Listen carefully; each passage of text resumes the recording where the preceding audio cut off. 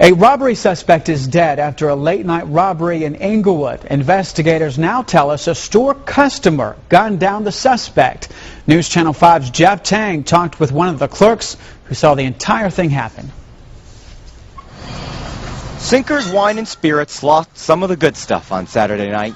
Well, they just shot up some bottles. But Clifford Baxter is hardly upset. He's just happy to have survived the gunfight that took place in his store over the weekend. Two armed men tried to rob Sinkers late Saturday. Well, I was coming out the back room when he started in the front door with a pistol in his hand, and I immediately went back to the back to call 911. Meanwhile, police say the suspects pointed a gun at store clerks and forced two customers to the ground. But one of the customers was carrying a gun and ended up using it. I heard the shooting.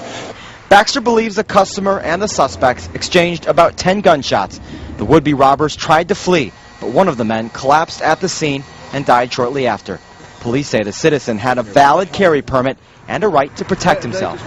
A citizen, just like a police officer, have the right to defend themselves or defend others if they're in fear of death or serious bodily injury, and that right extends to using deadly force. Just a little nerve-wracking, just thinking that things could have been a lot worse. Even though the store was closed Sunday, Clifford Baxter had to come back to work to clean up.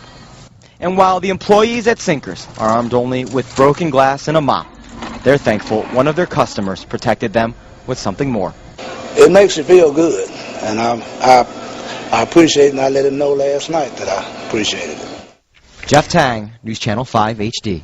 And still tonight, Metro Police are still searching for the other suspect. They're also interviewing witnesses, all to make sure the customer's actions were justified. Meantime, the workers at Sinkers tell us they have plans to protect themselves in the near future.